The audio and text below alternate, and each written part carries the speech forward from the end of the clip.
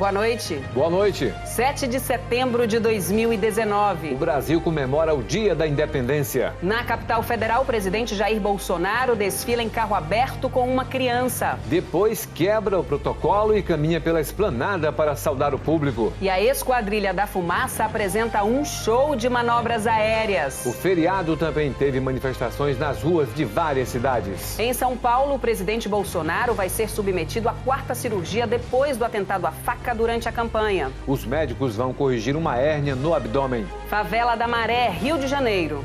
2 moradores morrem durante mais um tiroteio na comunidade. A decisão do prefeito do Rio de recolher um livro de quadrinhos na Bienal provoca novas reações de defensores da liberdade de expressão. E veja também os gols de sábado no Campeonato Brasileiro. E como foi a volta de Neymar ao gramado no amistoso da seleção. A partir de agora, no Jornal Nacional.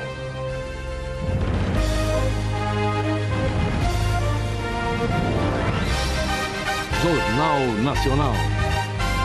Hoje com Aires Rocha, do Acre, e Jéssica Serra, da Bahia.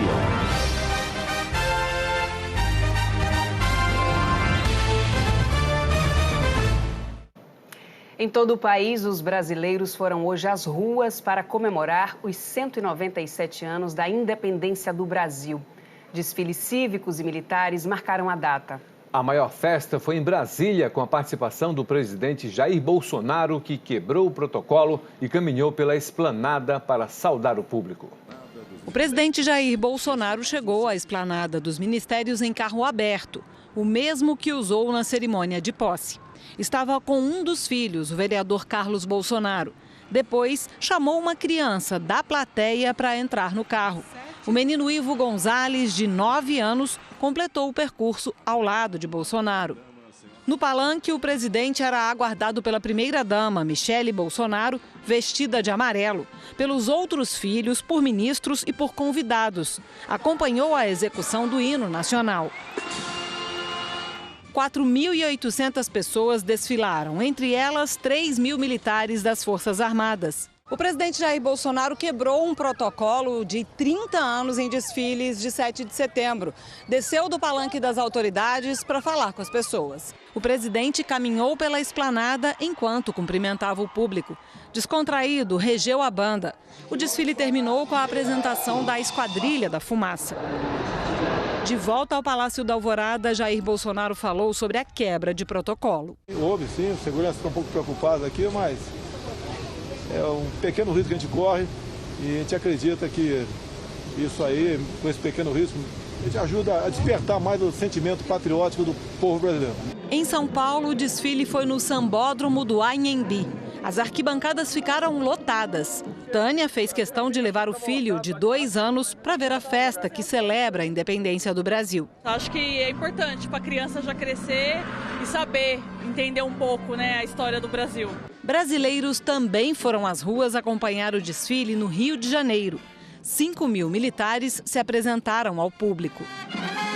Em Curitiba, o desfile foi no Centro Cívico. Além das tropas militares e forças de segurança, 1.500 alunos participaram da parada. Trouxe porque ela insistiu bastante. Eu achei bacana ela querer participar e ver tudo isso. Em Macapá, depois de 20 anos, o desfile voltou a acontecer na principal via da cidade. Os moradores de Fortaleza acompanharam o desfile debaixo de sol forte na Avenida Beira-Mar.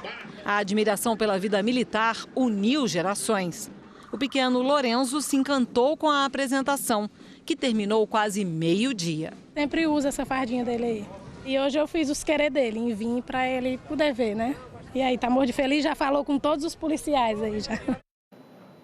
Também teve desfile cívico na festa do 7 de setembro, lá em Salvador. O desfile pelas ruas do centro da cidade reuniu militares e estudantes. Mas na Bahia, a independência é duplamente comemorada, hoje e também em 2 de julho, porque foi só nesse dia que as tropas portuguesas finalmente deixaram o país em 1823. Durante quase um ano depois do Grito do Ipiranga, houve confrontos sangrentos e muitas mortes na capital baiana. O povo da Bahia se uniu para defender o Brasil. No Acre, o Dia da Independência foi comemorado no centro de Rio Branco. Integrantes do Exército, policiais civis e militares, estudantes e atletas participaram do desfile. O Estado também faz uma festa cívica no dia 6 de agosto, em comemoração ao início da Revolução Acreana, em 1902. A luta para o Estado pertencer ao Brasil e não mais à Bolívia terminou em janeiro de 1903, com a assinatura do Tratado de Petrópolis. Depois de participar do desfile de 7 de setembro em Brasília, Jair Bolsonaro seguiu para São Paulo. Amanhã o presidente vai ser submetido à 4ª cirurgia depois do atentado à faca que sofreu em Juiz de Fora. O avião presidencial pousou no aeroporto de Congonhas perto das 7h30 da noite. Jair Bolsonaro foi de carro do aeroporto até o hospital Vila Nova Star, que fica na zona sul de São Paulo. A cirurgia está marcada para 7 da manhã deste domingo e será feita numa sala como essa. Os médicos da Presidência da República suspeitaram da existência de uma hérnia em um exame de rotina e o diagnóstico foi confirmado pela equipe que já operou Jair Bolsonaro em São Paulo. A hérnia fica no meio do abdômen e tem 8 centímetros de diâmetro. Segundo os médicos, é uma hérnia incisional que se formou porque o tecido muscular ficou enfraquecido na região onde foram feitos os cortes das 3 cirurgias anteriores. A pressão normal dos órgãos internos forçou a parede do músculo e criou uma abertura. Uma alça do intestino passou por esse espaço e formou um abaulamento na pele. A correção é feita com uma cirurgia considerada de complexidade média, mas de risco mínimo. Essa vai ser a 4ª cirurgia desde que o então candidato Jair Bolsonaro foi esfaqueado quando fazia campanha há um ano em Juiz de Fora. Perigosa foi a primeira cirurgia que ele fez, com a facada, sangrando, a segunda com peritonite grave. Já a reconstrução do trânsito, ela foi trabalhosa pelas aderências, levou muito tempo para conseguir fazer, mas não era tão perigosa. Essa aqui é uma cirurgia artesanal, mas também é trabalhosa, né? O cirurgião Antônio Luiz Macedo, que já operou Bolsonaro 2 vezes em São Paulo, explicou que um novo corte será feito sobre a cicatriz das cirurgias anteriores. Ele vai liberar a parte do intestino que está pressionando a pele.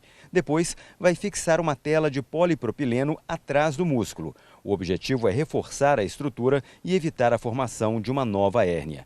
Em seguida, todos os tecidos serão fechados. Segundo o cirurgião Antônio Luiz Macedo, a previsão é de que a cirurgia de amanhã dure 2 horas. O presidente Jair Bolsonaro deve ficar internado aqui no hospital por 5 dias. Depois disso, ele precisará de mais 5 dias de repouso antes de retomar as atividades normais. Durante todo esse tempo, o presidente usará uma cinta abdominal para ajudar na cicatrização. O Palácio do Planalto informou que Jair Bolsonaro vai passar a presidência ao vice Hamilton Mourão por 5 dias, de domingo até quinta-feira. Em algumas cidades do país, houve protestos neste 7 de setembro. No Rio, os manifestantes pediram a preservação da Amazônia. Representantes de sindicatos, de movimentos estudantis e de organizações sociais participaram do ato. Em São Paulo, integrantes de movimentos estudantis e sociais também defenderam a preservação da Amazônia e protestaram contra os cortes na educação. Em Fortaleza, os manifestantes defenderam o meio ambiente, a educação e a democracia. Também protestaram contra a reforma da Previdência. No Recife, estudantes e representantes de igrejas, da CUT, do MST e de movimentos sociais fizeram um ato contra a reforma da Previdência. Alguns se vestiram de preto. Manifestantes também usaram preto e pintaram o rosto de verde e amarelo em Florianópolis para protestar contra os cortes na educação e o governo federal. Em Salvador, os manifestantes também protestaram contra o governo no centro da cidade. Na capital mineira, os manifestantes se vestiram de preto para protestar contra o desmatamento, os cortes na educação, a reforma da Previdência e o governo Bolsonaro. Em Campo Grande, o protesto começou perto da Parada da Independência. Manifestantes chegaram a interromper o desfile por alguns minutos, mas a Guarda Municipal fez um corredor de proteção e o desfile prosseguiu. Em São Paulo, criminosos assassinaram um pai e uma filha. Os bandidos fingiram que estavam interessados num carro que os dois tinham anunciado. Segundo a polícia, os assassinos marcaram um encontro num lugar público com Vanderlei e Gabriela Fernandes. Depois, os criminosos renderam pai e filha, assumiram a direção do carro e dirigiram até a rodovia dos Imigrantes, onde executaram as vítimas. Um homem foi preso, Isaldo Aparecido da Silva, de 27 anos. A polícia de São Paulo procura agora um outro suspeito do crime. Na zona norte do Rio, 2 pessoas morreram atingidas por balas perdidas. Foi no conjunto de favelas da Maré. O barbeiro Pedro Souza, de 59 anos, foi atingido dentro de casa. O vendedor de pipocas Lucas Rodrigues de Melo, de 19, levou um tiro a caminho da padaria. Moradores dizem que policiais faziam uma operação para fechar uma rádio clandestina. A polícia afirma que foi recebida a tiros.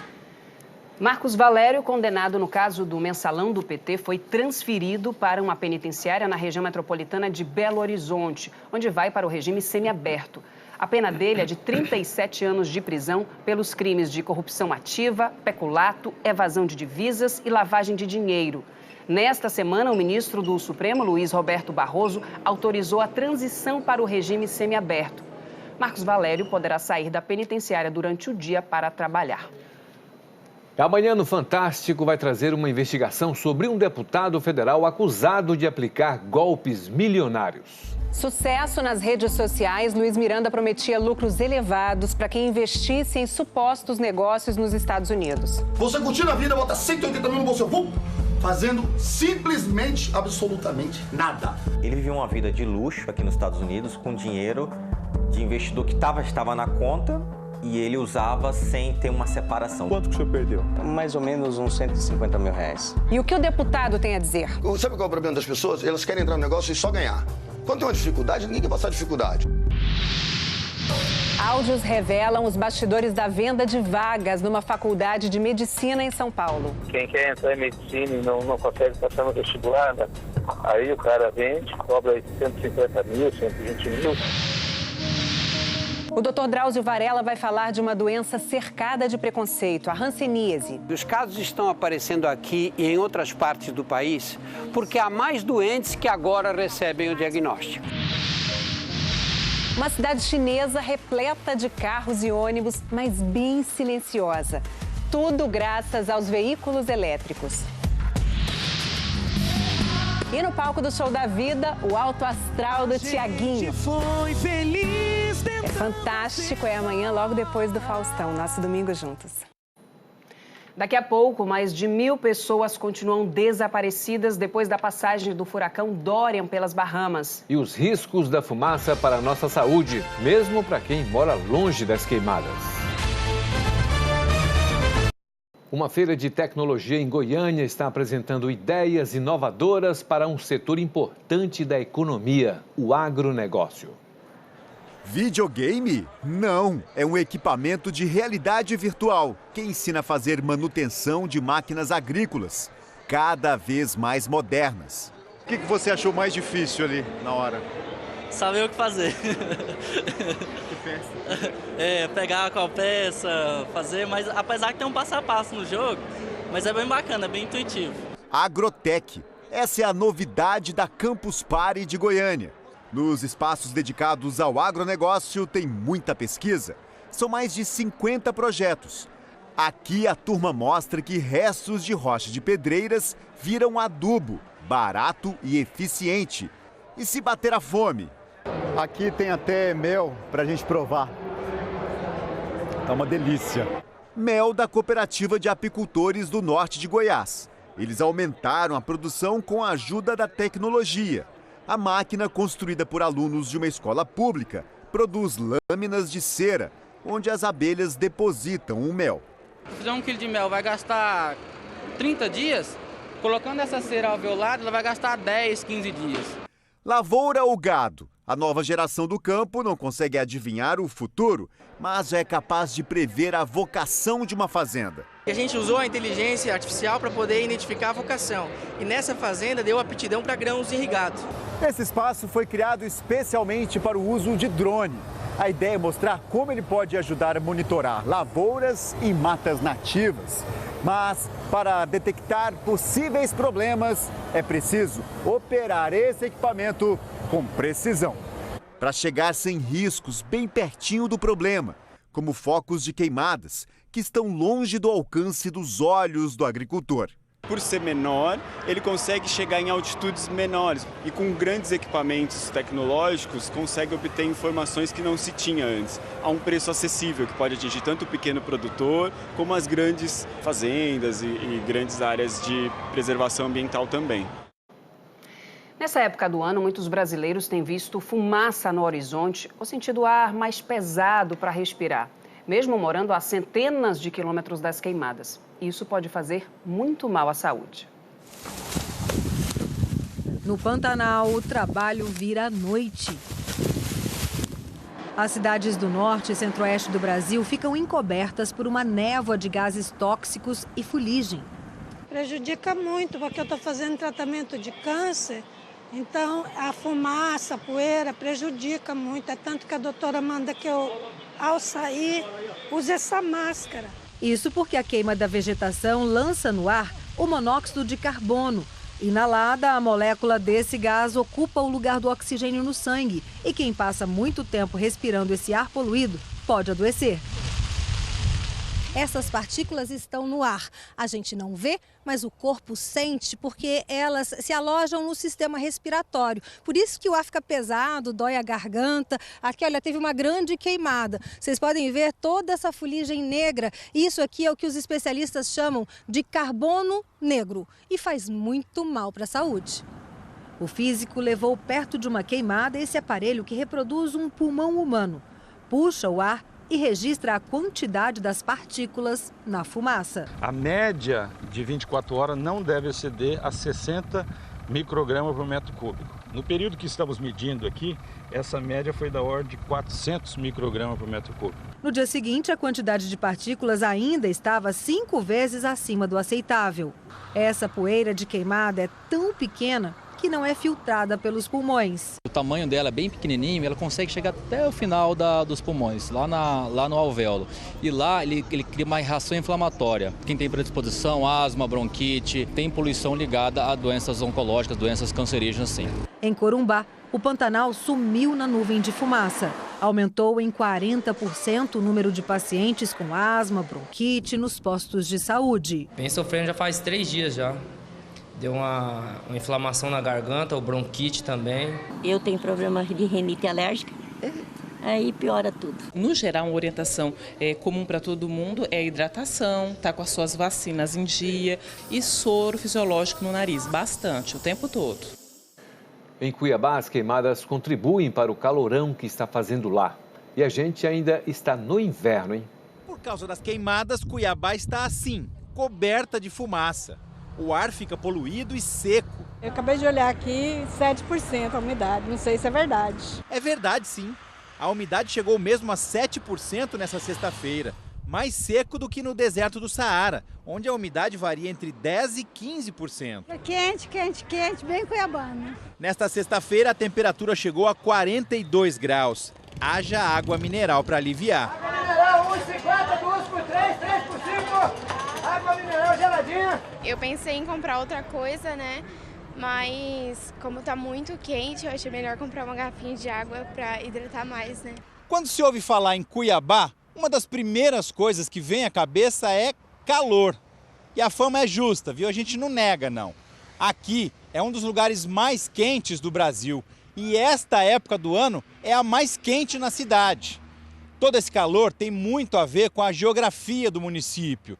É como se o cuiabano vivesse dentro de uma espécie de panela. Nós estamos próximos aqui à transição para o Planalto, estamos próximos à escarpa da Chapada dos Guimarães e essa escarpa cria uma barreira física que faz com que nós tenhamos uma redução da velocidade do vento. Os paredões da Chapada dos Guimarães bloqueiam o vento na parte baixa. Na parte de cima ele passa direto e o cuiabano nem sente. Próxima à linha do Equador, a cidade recebe raios solares mais intensos. Quando batem no chão, o calor se espalha para os lados e fica preso nas montanhas.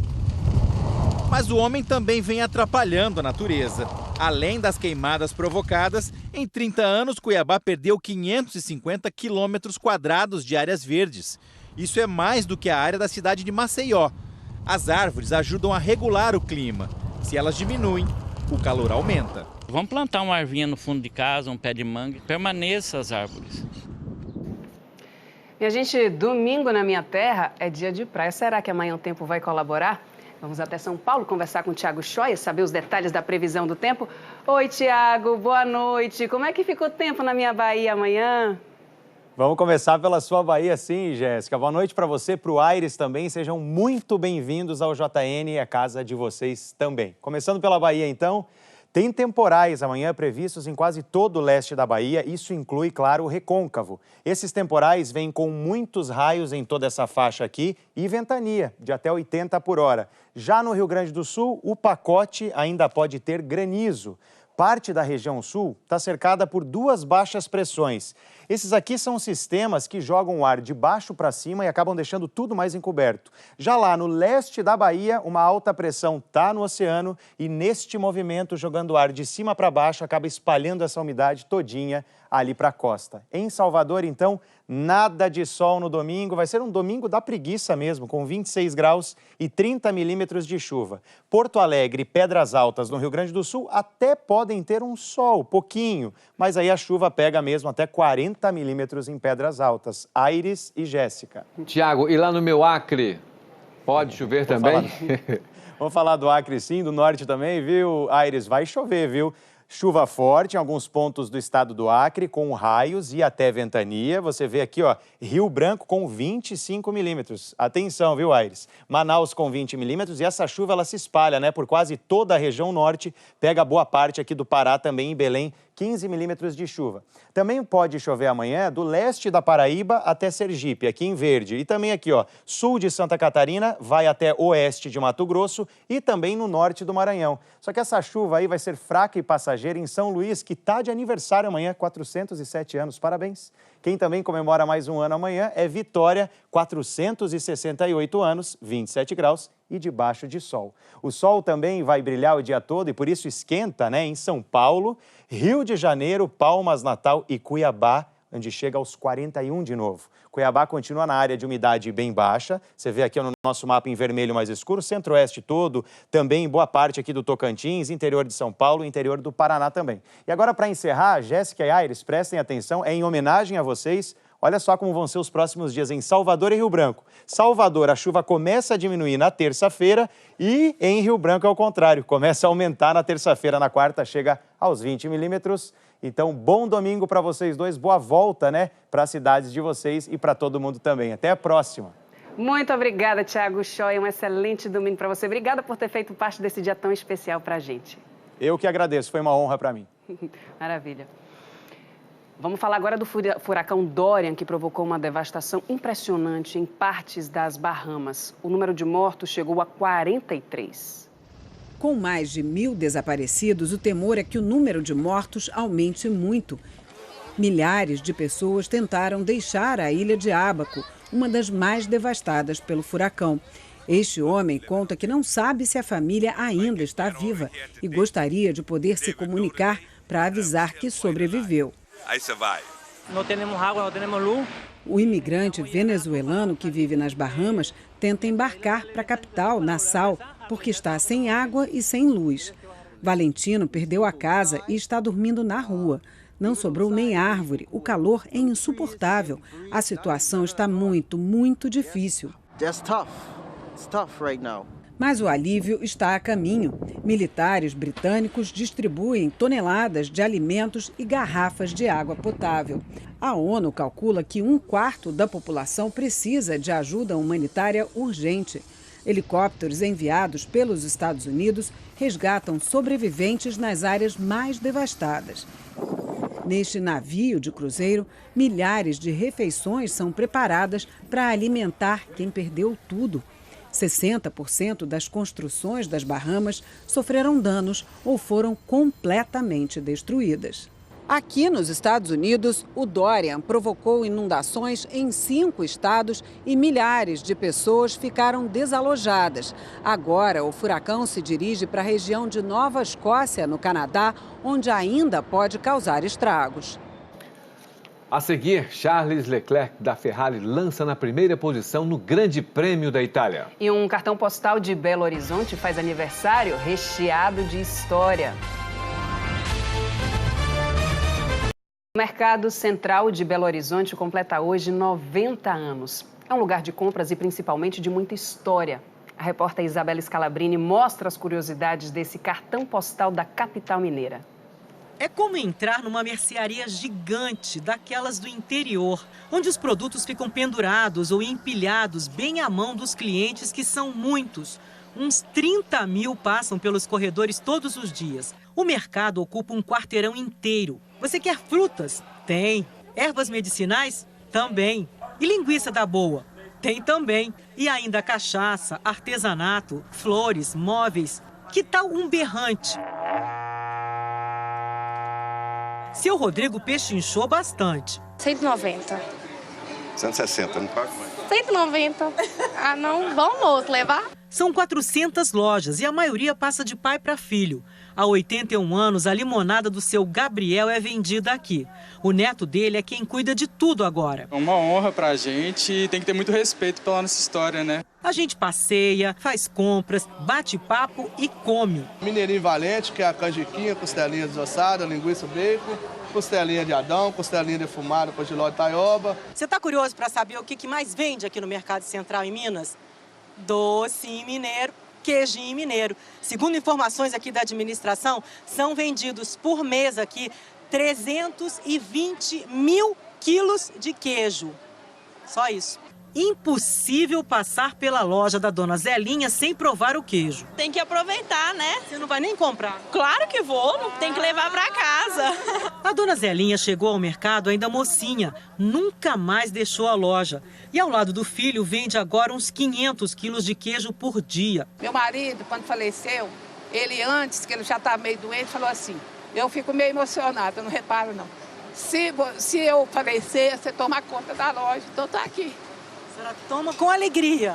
Com certeza. Tá precisando de algum produto aí na sua casa? Vim comprar um descascador de laranja pro meu pai. E uma faquinha não resolve? Não, ele é doido com um descascador de laranja. Virando aqui essa esquina, a gente se deparou com essa loja. Me disseram que é uma loja de bugigangas em geral. Seu Hamilton trabalha aqui há mais de 40 anos. Quantos produtos tem aqui dentro? Uns 1.200 itens. E você acha tudo aqui, tudo? Difícil. É?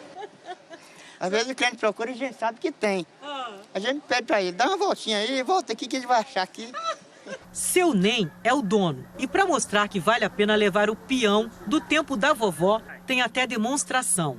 E ele domina a técnica, viu? Olha só, eu não sei se leva muito jeito, não. As amigas alemãs queriam conhecer o mercado. Júlia adorou uma sandália. E você gosta de fígado com jiló? É a marca registrada da gastronomia do mercado de BH, que se prepara para mais 90 anos de vida. Aqui é a minha vida, gosto de tudo que eu faço aqui. Chego aqui 6 horas da manhã, que minha praia é meu sítio, é meu tudo, é aqui. Uma mescla de sabores, cores, sons, pessoas, que é uma delícia. Eu venho e fico aqui de boa o dia inteiro. Agora o esporte, Charles Leclerc da Ferrari vai largar na primeira posição no Grande Prêmio da Itália. A primeira surpresa do dia foi assustadora. Um acidente com o carro de Alex Peroni da Fórmula 3. Felizmente, o australiano saiu andando. Na Fórmula 1, o impressionante acontece por causa das retas de Monza. Quem vai atrás pega o vácuo do carro da frente e chega a velocidades incríveis. Por isso, essa imagem é surpreendente. Na disputa pela pole position, um congestionamento de pilotos lentos, saindo de última hora dos boxes numa disputa para não ser o primeiro a pisar fundo. E o cronômetro andando. Pilotos e equipes estavam tão devagar porque esperavam a iniciativa de alguém que fosse tentar a volta mais rápida de cara para o vento. Portanto, uma volta muito mais lenta. Para Hamilton, demorar para sair foi um péssimo julgamento de todos os times. Misjudgment from all the teams. É que no fim das contas o tempo acabou antes que a turma pudesse abrir a derradeira e mais importante tentativa. Uma atrapalhada coletiva. Somente Carlos Sainz e Charles Leclerc conseguiram. Leclerc confirmou a pole, a quarta dele este ano. Não dá para ficar muito feliz porque o Vettel, meu companheiro de equipe, ficou para trás, disse o pole position. O grid ficou assim, Charles Leclerc em primeiro, Lewis Hamilton em segundo, Valtteri Bottas em terceiro e em quarto, Sebastian Vettel. A Globo transmite o Grande Prêmio da Itália de Fórmula 1 amanhã dentro do Esporte Espetacular, que tem outras atrações. Amanhã, uma entrevista com o técnico líder do Brasileirão.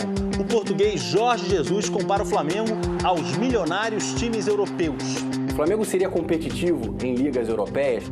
E fala das chances de Neymar ser o melhor do mundo. Você acha que o Neymar não vai chegar a esse patamar? Ou ele vai mudar ou não vai chegar. O drama do brasileiro Robson Oliveira. Ele foi preso na Rússia com remédios proibidos que seriam para o sogro do volante Fernando, ex-seleção. A Comissão de Direitos Humanos da Câmara vai pedir a transferência dele para o Brasil. E na série sobre os 30 anos da Copa do Brasil, as zebras. O que aconteceu aqui foi uma vergonha. Os títulos improváveis. Aquele silêncio ali a ficar para a história. E o primeiro troféu nacional de Filipão. A seguir, os gols de sábado no Campeonato Brasileiro. E o retorno de Neymar ao gramado depois de 3 meses.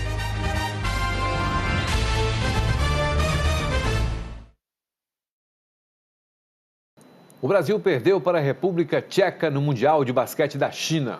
Com a derrota por 93-71, a seleção brasileira caiu para a 3ª posição no Grupo K.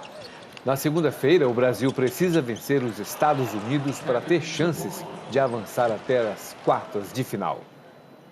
No futebol, o Brasil empatou ontem com a Colômbia no retorno de Neymar aos gramados. Miami, 35 graus. Mesmo com o verão americano chegando ao fim, tem feito muito calor por aqui, de dia e de noite. Tanto que ontem a elegância do Tite ficou prejudicada à beira do campo. Tu sua até a sobrancelha de adrenalina. Amistoso? Sim, ele suou. A seleção suou, porque a Colômbia fez o amistoso parecer jogo oficial. O Brasil até marcou primeiro, Casimiro de cabeça, mas tomou a virada em apenas 9 minutos. 2 vezes com Muriel, de pênalti, e depois com um bonito chute indefensável para Ederson. Àquela altura, a pergunta era, e o Neymar? Os 3 meses de inatividade pesaram. Sem ritmo, pouco produziu no primeiro tempo. Foi aqui nos Estados Unidos, em 2010, que ele estreou na seleção brasileira. 9 anos depois, essa partida contra a Colômbia teve um sabor de recomeço. O abraço após o gol de empate mostrou bem o tamanho do alívio. Foi uma jogada bonita dos 2 grandes amigos do Neymar no futebol, Felipe Coutinho e Daniel Alves. O gol deu uma animada. Neymar sofreu esse pênalti não marcado pelo juiz. E depois, ainda arrumou tempo para provocar uma pequena confusão com Barrios. Na média, ganhou elogios do professor. Sim, foi acima da minha expectativa. Terça-feira, em Los Angeles, tem reencontro com a seleção peruana finalista da Copa América. Ou seja, revanche para eles. Mais um jogo quente pro Tite. Hora dos gols de sábado, começando pelo jogo do meu Bahia, que venceu o Vasco de Aires, no Rio de Janeiro.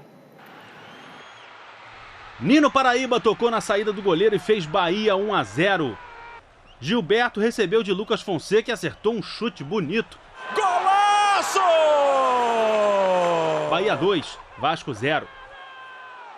Em São Paulo, o Corinthians recebeu o Ceará e saiu na frente. Matheus Vital cruzou e o João Lucas sozinho cabeceou contra o próprio gol. Que isso, João Lucas. Acontece nas melhores famílias, né? Quem nunca meteu um gol contra? O Wagner Love aumentou para o Corinthians, 2-0. Aí, no segundo tempo, o Ceará reagiu. Ricardinho encontrou Thiago Galhardo livre para marcar. E aos 46 do segundo tempo, Leandro Carvalho fez um gol olímpico e empatou o jogo. E não foi um gol olímpico comum.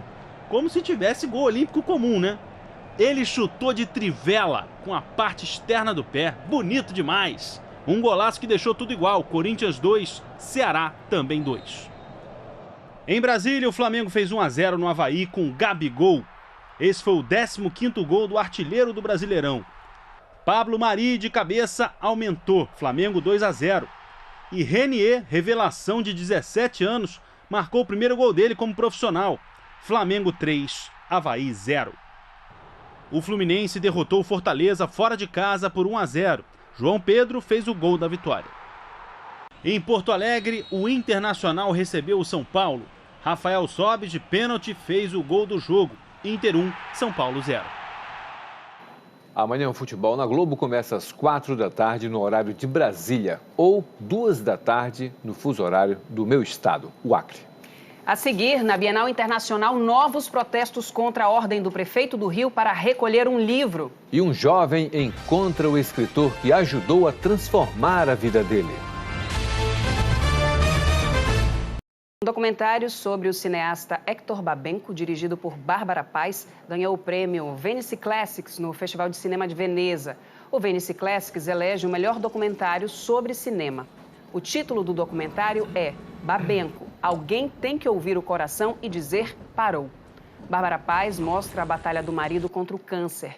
Héctor Babenco morreu em 2016. Ontem o documentário já tinha conquistado o prêmio da crítica independente no festival. A obra é uma coprodução da HB Filmes, Globo Filmes, Globo News e Canal Brasil.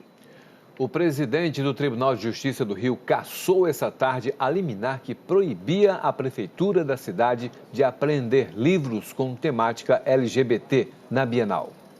Na decisão, o presidente do Tribunal de Justiça do Rio, Cláudio de Melo Tavares, diz que a prefeitura visou, a princípio, o interesse público, em especial a proteção da criança e do adolescente, no dever de fiscalização e impedimento ao comércio de material inadequado, possivelmente nocivo, sem a necessária advertência ao possível leitor ou à família responsável.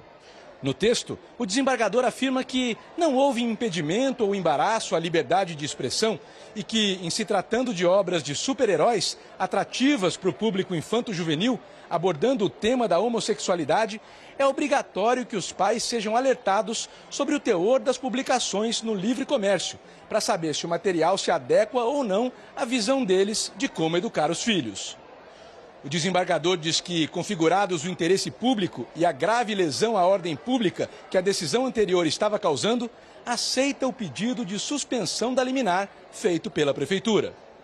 Essa decisão cassou a liminar concedida ontem à noite pelo desembargador do TJ, Heleno Ribeiro Nunes, que impedia a prefeitura de buscar e apreender na Bienal do Livro obras em função do conteúdo, em especial as que tratam do tema LGBT. Houve protesto contra o posicionamento da prefeitura. O youtuber Felipe Neto distribuiu mais de 10 mil livros com temática LGBT no evento. A polêmica começou quinta-feira, quando o prefeito Marcelo Crivella publicou um vídeo na internet dizendo que ia mandar recolher exemplares de Vingadores, a Cruzada das Crianças. O livro tem ilustrações de personagens masculinos que se beijam. Ontem, 12 fiscais da prefeitura chegaram ao Rio Centro para fazer uma vistoria do material, mas todos os exemplares já tinham sido vendidos. Este professor de Direito Administrativo afirma que o recolhimento dos livros pode ser considerado ilegal. Ele deveria pensar em que o Estado hoje admite, a lei hoje admite esse tipo de relação entre duas pessoas do mesmo sexo. Então não tem por que considerar esse material como material impróprio, como material inadequado. Se considerar esse material como inadequado, como impróprio, um beijo entre heterossexuais também tem que ser considerado como inadequado e impróprio. Será que um beijo é um conteúdo erótico? Entendo eu que não. Esta advogada sustenta que o Estado não tem o poder de controlar comportamentos íntimos. Não é esse conteúdo que todo dia pode ser visualizado pelas crianças e adolescentes, não é exatamente um conteúdo impróprio. E não há a menor chance do Estado conseguir impedir que as crianças no futuro integrem uma comunidade LGBT. Não existe essa possibilidade desse controle. É falsa essa ideia de que o Estado pode controlar o comportamento das crianças no futuro, ainda mais em relação a um assunto tão íntimo, tão pessoal como a própria sexualidade. Vamos ao vivo até a Bienal conversar com o repórter Pedro Bassan, que tem as últimas informações de lá. Oi, Pedro, boa noite. Boa noite, Jéssica. Boa noite, Aires. Nós estamos aqui na Bienal. Os fiscais da Secretaria de Ordem Pública do município do Rio chegaram por volta de 6 da tarde à Bienal, acompanhados de guardas municipais. Eles não vieram diretamente aqui ao pavilhão onde estão os livros. Eles foram até a organização do evento para uma reunião. Lá, os organizadores tentaram convencer os fiscais a não entrar, já que hoje é o dia de maior movimento da Bienal, com corredores abarrotados e muito público. Eles temiam um tumulto.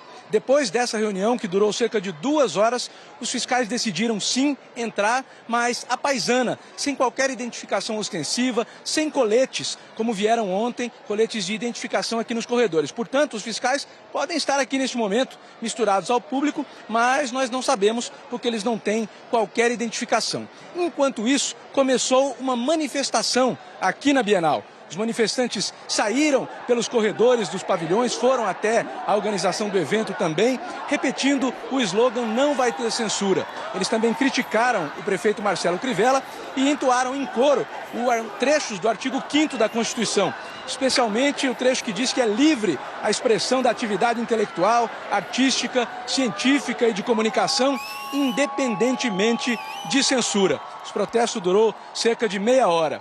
A organização da Bienal confirma programação normal para amanhã, que é o último dia do evento. Ainda não foram divulgados números oficiais, mas os organizadores esperam um recorde de público neste ano. Voltamos com vocês, Jéssica, Aires. Obrigada, Bassan. Boa noite para você. A Bienal do Livro termina amanhã no Rio. Milhares de pessoas já passaram pela feira. E a gente acompanhou a visita de uma delas. Você vai conhecer agora um jovem leitor que encontrou nos livros um jeito de mudar a própria realidade. Se um livro abre um mundo de possibilidades, imagine um mundo de livros. Eu imagino os personagens. Não, eu só não imagino a cara deles, mas eu imagino a cena acontecendo. É como eu tivesse viajado para dentro do livro, sabe? Fábio está conhecendo a Bienal pela primeira vez. E dá para ver pelo olhar, o toque de carinho, pelo cheiro. Este é um encontro de amor. Eu gosto de ler. Fábio nunca teve muitos brinquedos, videogame, mas tem uma coisa de sobra. Quantos livros você já leu? Eu acho que eu já perdi a conta. Talvez mais de 50, 60. Ele ajuda a tia a vender pano de prato para aumentar a renda da família. E o dinheiro que fica para ele, sabe bem como investir. O livro na banca de jornal estava R$10. Foi que eu consegui dinheiro, R$10 de gorjeta, aí eu fui e comprei. Para viver o sonho de estar aqui, Fábio não veio sozinho. Um menino tímido que devora livros trouxe a mãe, que só agora está podendo ir para a escola. Os carros eram diferentes. As roupas eram diferentes e o relógio ainda funcionava. Não leio 100%, mas eu estou entendendo mais agora. Do mesmo jeito que estudar é essencial, o livro também, porque com esse eu posso aprender muita coisa. O Fábio descobriu o gosto pela leitura nos quadrinhos. Ele aprendeu a ler com a ajuda dos gibis. E essa história vai ter um capítulo aqui que ele nem poderia imaginar. Ele vai conhecer o criador de todas as histórias que leu, um dos astros da Bienal. Maurício de Souza, autor das Aventuras da Turma da Mônica, também se interessou pela história de Fábio. Faz o livro da Mônica. Soube que você gosta da Turma da Mônica, começou a ler com os nossos livros, fiquei muito feliz com isso. Abraços, autógrafos. Esse dia daria um livro. A gente não sabe o que falar, é por causa da emoção. Ele como adulto, como ele consegue ter tanta imaginação, porque hoje em dia é difícil algum adulto fazer uma coisa que vai alegrar uma criança. Se ele continuar lendo, ele abre o caminho da vida dele, para tudo, qualquer lugar que ele queira ir. Na leitura é que está o segredo de você conseguir tudo que você quer. Fábio já está conseguindo muito, mas faltou dizer que ele aprendeu a ler não faz muito tempo, aos 10 anos de idade. Hoje está com 13. Tá feliz quanto? Muito, né, tia? Minha gente, o Jornal Nacional termina aqui. Foi um prazer imenso representar o meu estado, a Bahia, como parte das comemorações dos 50 anos do JN. Espero que vocês tenham desfrutado tanto quanto a gente. Que a gente se lembre sempre que a nossa força está na nossa união. Uma boa noite para você. Até uma próxima. Para mim também foi muito bom representar o meu estado. Agradeço primeiramente a Deus, aos meus amigos, Rede Globo, Rede Amazônica. E isso aqui também, Jéssica, provou mais do que nunca de que o meu Acre existe. Existe sim. Uma boa noite. Existe sim. Boa noite.